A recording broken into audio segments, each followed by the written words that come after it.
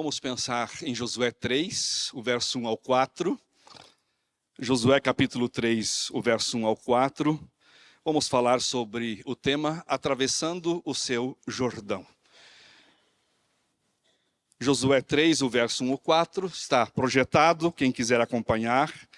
E o tema desta noite é atravessando o seu Jordão. Diz assim o texto: de manhã cedo, bem cedo, Josué e todos os israelitas partiram de Sitim e foram para o Jordão, onde acamparam antes de atravessar o rio. 3 dias depois, os oficiais percorreram o acampamento e deram esta ordem ao povo: quando virem a arca da aliança do Senhor, o seu Deus, e os sacerdotes levitas carregando a arca, saiam das suas posições e sigam-na, mas mantenham a distância de cerca de 900 metros entre vocês e a arca, não se aproximem. Desse modo, saberão que caminho seguir, pois vocês nunca passaram por lá. Que Deus possa abençoar esta palavra no meu e no seu coração. Amém? Queridos, é sempre assim. Quando nós pensamos estar tudo bem, quando a gente imagina que as coisas estão acontecendo da melhor maneira, os desafios, eles reaparecem, os problemas, eles surgem novamente, as dificuldades, elas se apresentam na nossa vida e brotam novos desafios. E diante disso, nós somos desafiados a fazer alguma coisa diante dos obstáculos e das barreiras que surgem na nossa vida. Deus tirou o povo de Israel do Egito e os levou a Canaã. A distância entre o Egito e Canaã era de aproximadamente 320 quilômetros. O tempo estimado para esta viagem, andando, caminhando, era em torno aproximadamente de 15 dias. No máximo 30 dias. Mas por causa da incredulidade, por causa da obstinação, da dureza do coração do povo, em não dar ouvidos à voz do Senhor, em fechar o seu coração para a realidade espiritual, Israel foi condenado a vagar pelo deserto por um período de 40 anos. O que era para ser no máximo 30 dias, durou 40 anos. Alguém certa vez disse com muita propriedade que apenas uma noite foi necessária para tirar Israel do Egito, mas foram necessários 40 anos para tirar o Egito de Israel. Terminados os anos de purificação, de treinamento no deserto, agora os filhos de Deus, o povo de Deus, está diante da terra prometida. Estão agora a alguns metros para passar do outro lado, a entrar na terra de Canaã e, portanto, no momento de realizar aquele grande sonho. O grande desejo de voltar novamente para a terra. No entanto, antes de eles herdarem o seu galardão, antes de eles receberem a sua recompensa, eles deveriam primeiro passar por mais um grande obstáculo. O último e grande final obstáculo, barreira que se manifestou, que foi o Rio Jordão. É interessante a gente observar, queridos, que os problemas, eles sempre se repetem. Às vezes você pensa aí no seu coração, mas puxa, ter que passar de novo por isso? já enfrentei essa realidade, já tive esse desafio, já tive essa barreira, e agora voltou de novo. E eu tenho que enfrentar novamente. Interessante que o primeiro desafio do povo de Israel, quando saíram do Egito, foi a travessia do Mar Vermelho. Agora, diante de Canaã, o desafio derradeiro da viagem continuava o mesmo: atravessar as águas, o Rio Jordão. Impressionante a gente atentar para isso, como as realidades, os desafios, as dificuldades, as barreiras, elas novamente se repetem. Os problemas, eles tendem sempre a ser os mesmos, com cara e com roupagem diferente. E quando a gente volta o nosso olhar agora para o livro de Josué, este livro ele tem como propósito, como finalidade, apresentar a vitória dos filhos de Deus. É um tributo ao Deus que sempre guia os seus filhos em triunfo. É uma gratidão ao Senhor que conduz o seu povo de vitória em vitória, quando nós aprendemos a viver pela graça futura, mediante a nossa fé no poder do Senhor. É a adoração que a gente demonstra pelo tamanho interesse de Deus nas nossas vidas, em nos abençoar, em nos cuidar. É a manifestação da preocupação de Deus pelo nosso melhor, na demonstração do seu amor, do seu propósito em cumprir aquilo que Ele deseja na vida do seu povo. E Josué começa no capítulo 1, descrevendo a forma como Deus, após a morte de Moisés, encorajou Josué para a tarefa de conduzir aquele povo em triunfo. Novos líderes, diante de novos desafios, nem sempre precisam de bons conselhos, mas precisam ser encorajados. Precisam ser fortalecidos, visando com que a fé seja robusta e firme em Deus. Então, muitas vezes, quando alguém está num tempo de liderança, nem sempre é bom dar um conselho, mas fortalecer a fé, animar a fé. E é o que aconteceu com Josué. No capítulo 2, relata-se a fé de uma mulher, Raabe. Ou seja, as grandes conquistas e vitórias do povo de Deus dependem da fé individual de cada pessoa diante do Senhor. Então isso é muito importante. Começa a apresentar a fé do líder.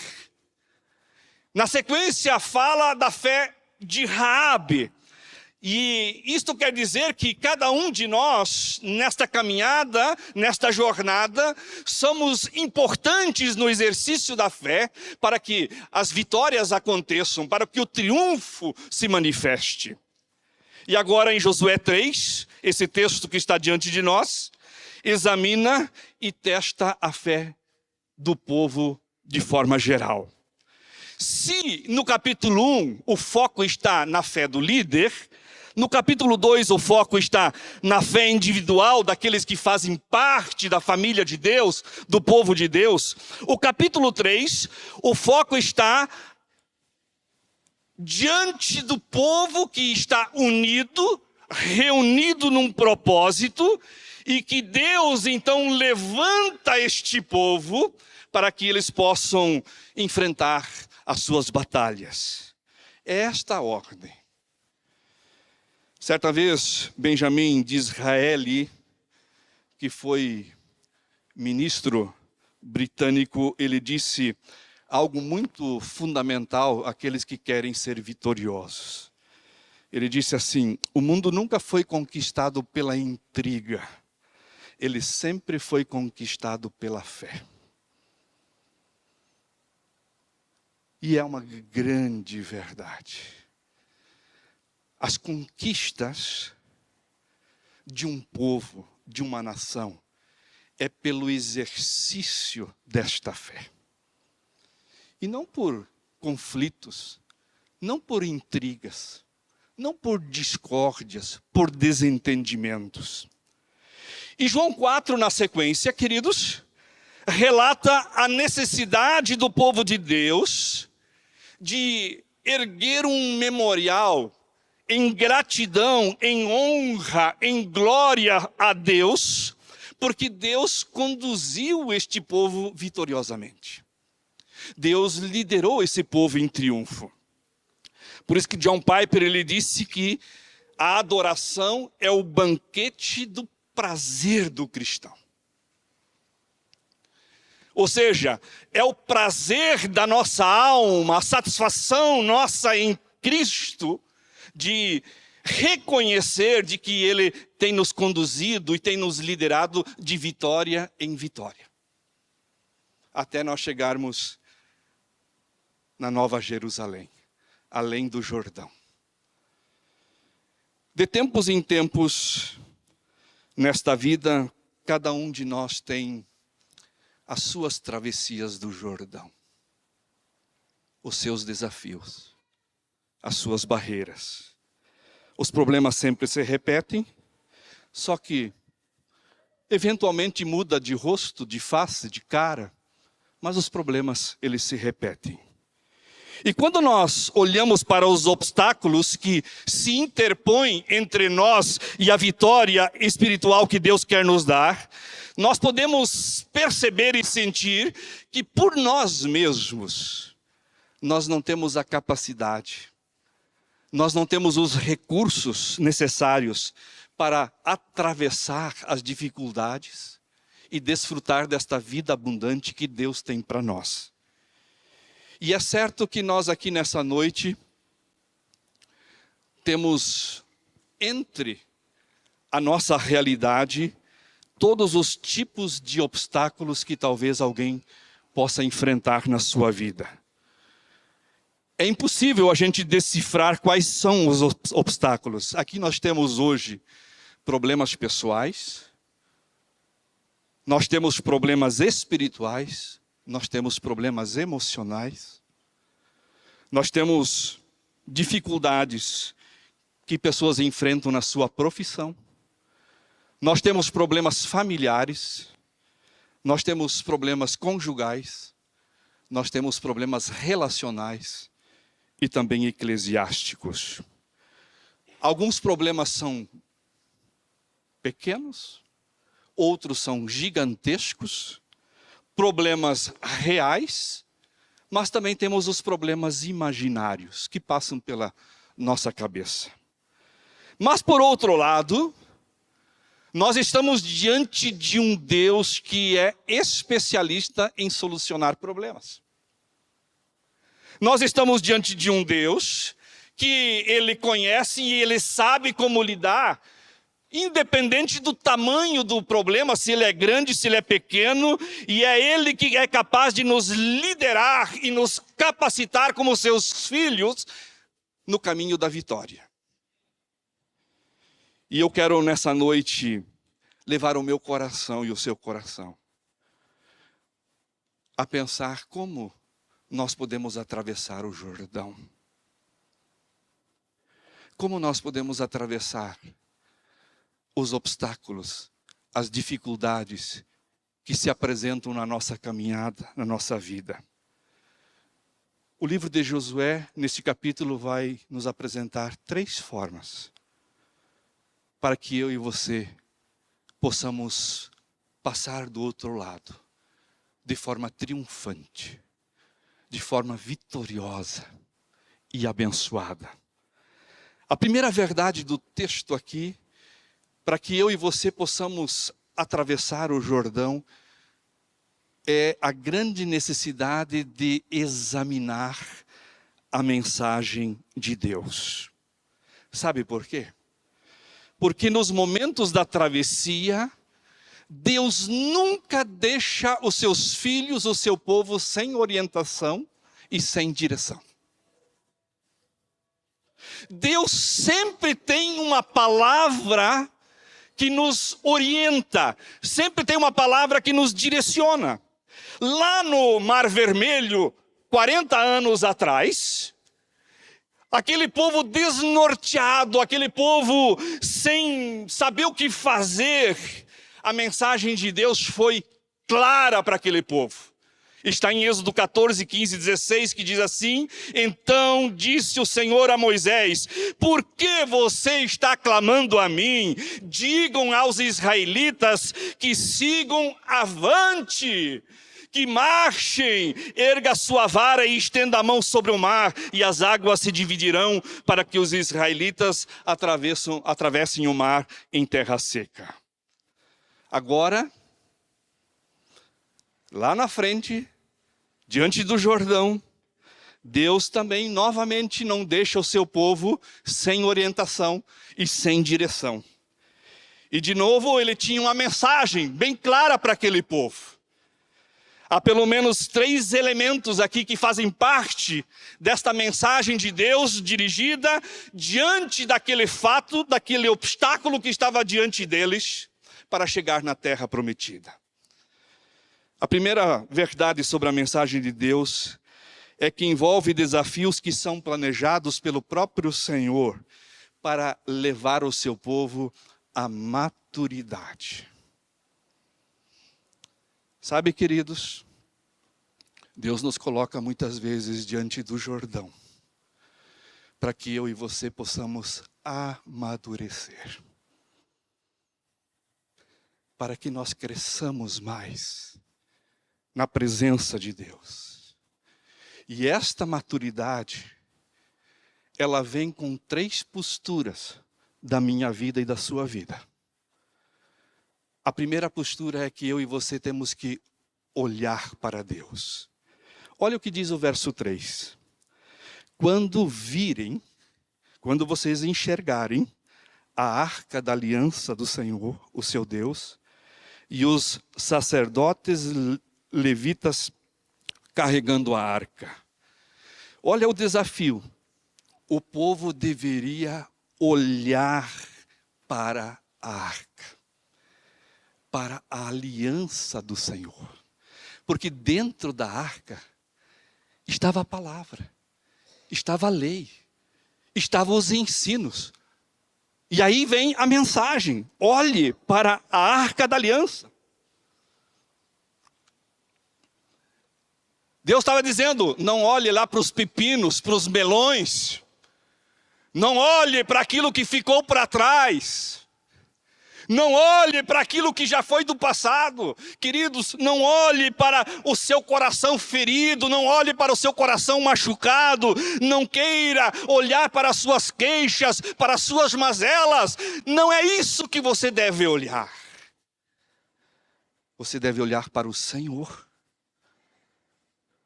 Levantar os seus olhos para Deus. Não queira olhar para aqueles que estão temerosos, que com certeza havia ali muita gente temerosa. Não olhe para os desalinhados, aqueles que estão fora da caminhada, do andar. Não queira olhar para os obstáculos, para as circunstâncias desfavoráveis. Não queira olhar para as estratégias humanas astutas e ardilosas, mas olhe para Deus. Sabe por quê? Porque diz aqui que tinham pessoas piedosas que estavam levando a arca do Senhor. A arca estava sendo carregada nos ombros. E pessoas tementes a Deus, pessoas com o coração no Senhor. Olhe para a arca.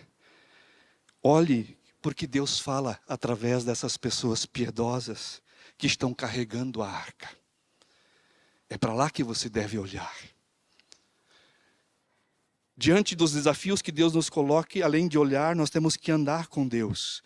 Diz assim o verso 3, na continuidade: quando virem a arca da aliança do Senhor, o seu Deus, e os sacerdotes levitas carregando a arca, saiam das suas posições e sigam-na. Ou seja, se eles estavam numa zona de conforto, Se eles estavam numa situação que parecia que estava sob o controle, Deus está dizendo, saia da sua zona de conforto. Siga os passos do Senhor. E sair da zona de conforto é encarar a realidade, é colocar a mão na massa, é nadar e passar a correnteza da vida. Andar com Deus significa enfrentar águas turbulentas. Porque o Jordão, a palavra Jordão significa descida. Era um rio que tinha uma inclinação de 330 metros desde o Mar da Galileia até o Mar Morto.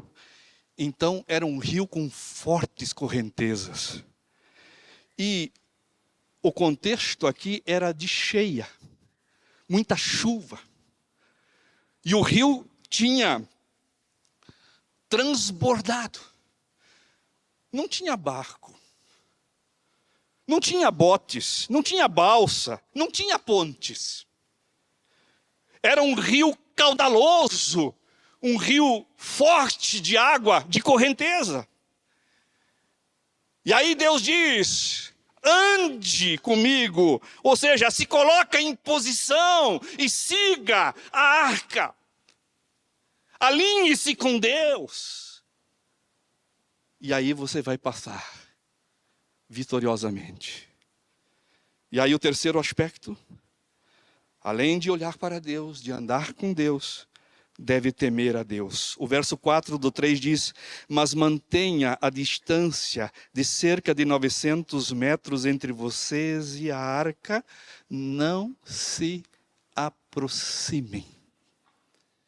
Por que Deus deu esta ordem?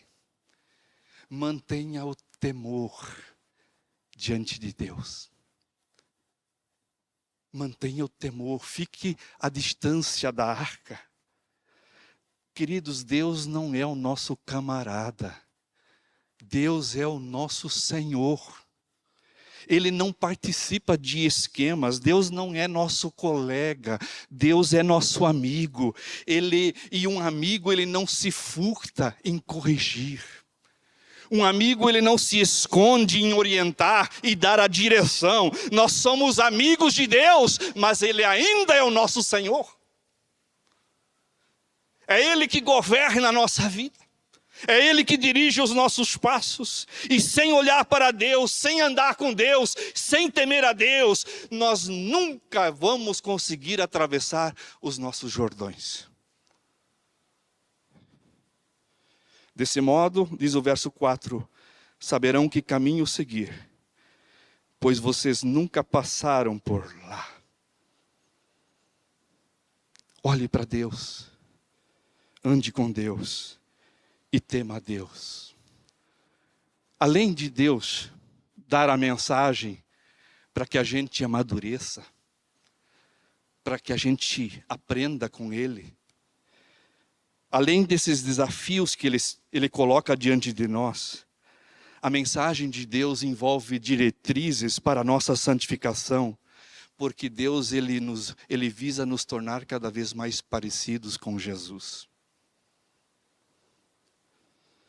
Sem santificação, não há a manifestação das maravilhas de Deus. Olha o que diz o verso 5. Josué ordenou ao povo, santifiquem-se, pois amanhã o Senhor fará maravilhas no meio de vós.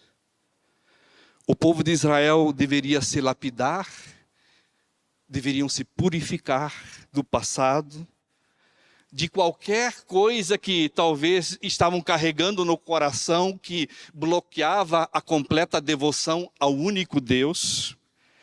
Deviam se alegrar novamente porque agora estavam sendo reconhecidos como de fato o povo de Deus, pertencentes a Deus, e que Deus iria os conduzir à terra prometida.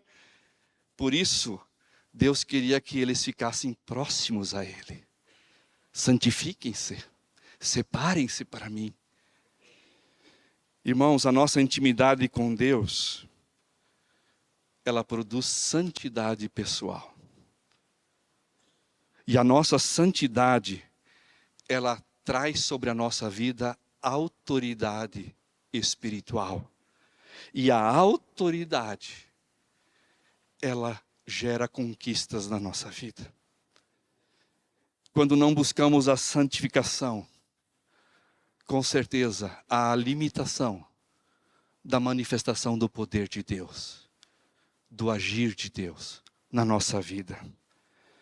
E além dos desafios, das diretrizes, e depois de entender que Deus estava dando uma mensagem, o povo deveria ir com confiança até a beirada do Jordão.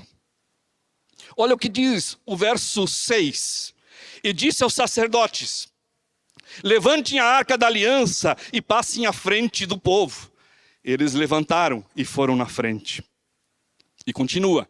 E o Senhor disse a Josué: hoje começarei a exaltá-lo à vista de todo Israel, para que saibam que estarei com você como estive com Moisés.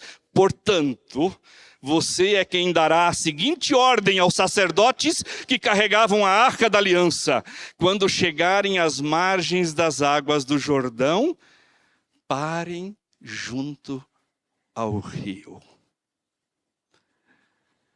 Quando chegarem na beira do rio, a arca vinha nas costas, a certeza da palavra, da orientação, da direção de Deus presente. E agora diz, chegam ali e parem. Sabe por quê? Porque ali iria começar o milagre de Deus.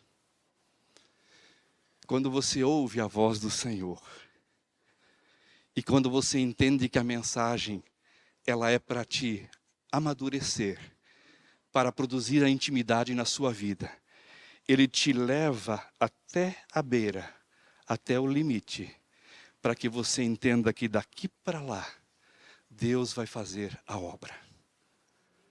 Deus é que vai operar. Deus é que vai se manifestar. Após examinar a mensagem que envolvia os desafios, as diretrizes, o descanso, agora cabia aos servos e às servas de Deus esperar este milagre do céu. Irmãos, o problema dos israelitas era gigantesco, era enorme. Estima-se nas cheias que o Rio Jordão, naquele ponto de travessia, ele atingia uma largura de 1,5 km. Agora imaginam para cá 2 milhões de pessoas. Olha o tremendo desafio que estava ali, atravessando aquele rio largo, profundo, forte de correntezas, sem balsa, sem barco, sem nada, com crianças, com animais, com coisas que estavam levando para ir até Canaã. Imagine, queridos, aquela situação. E eles precisavam de um milagre. E Deus fez o milagre. Olha o verso 14 ao 17. Quando, pois, o povo desmontou o acampamento para atravessar o Jordão, os sacerdotes que carregavam a arca da aliança foram adiante. O Jordão transbordava em ambas as margens na época da colheita. E assim que os sacerdotes que carregavam a arca da aliança chegaram ao Jordão, os seus pés tocaram as águas. A correnteza que descia parou de correr e formou uma muralha a grande distância, perto de uma cidade chamada Adã, nas proximidades de Zaretã.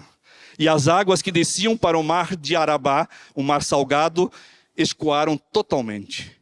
E assim o povo atravessou o rio em frente de Jericó. Os sacerdotes que carregavam a arca da aliança do Senhor ficaram parados em terra seca, no meio do Jordão, enquanto todo Israel passava, até que toda a nação o atravessou pisando em terra seca. O milagre aconteceu. Diz aqui, os seus pés tocaram nas águas. Por que muitas vezes os nossos pés não tocam nas águas? Por que nós não tocamos em Jesus, que é a água da vida? E quem bebe desta água, nunca mais vai ter sede. A sua vida vai ser saciada. Vai ter uma plenitude tal que nós não encontramos em nenhum lugar. Deus, Ele quer que você molhe os pés, porque Ele vai secar e você vai passar seguro para o outro lado do Jordão. Graças a Deus, o maior Jordão entre nós e Deus, Jesus Cristo já venceu por nós. A nossa inimizade que existia entre nós e o Senhor, Deus pagou o preço dos nossos pecados. Ele foi até a cruz e Ele nos reconciliou com o Pai. Hoje nós temos a paz de Deus, nós temos a paz com Deus e a paz com os outros, porque Cristo, Ele venceu o nosso Jordão. A nossa maior barreira, a nossa maior inimizade, ela foi desfeita pelo amor que Jesus demonstrou. Graças a Deus. Deus tem um milagre a fazer. Talvez você veio aqui nessa noite com teu coração pesado, triste, envolvido com situações. Deus quer te levar ao outro lado do Jordão. Deus quer te levar com segurança, com a sua presença, com a sua graça, com sua bondade e misericórdia. Ele quer apenas que você molhe os seus pés. Entre na água que é Jesus. E quando isto acontecer, não se esqueça de erguer um memorial a Deus em adoração. No capítulo 4, verso 8 e 9, diz que Deus mandou que eles pegassem 12 pedras. O povo deveria pegar 12 pedras. Josué deveria pegar 12 pedras e erguer um altar para glorificar o nome do Senhor.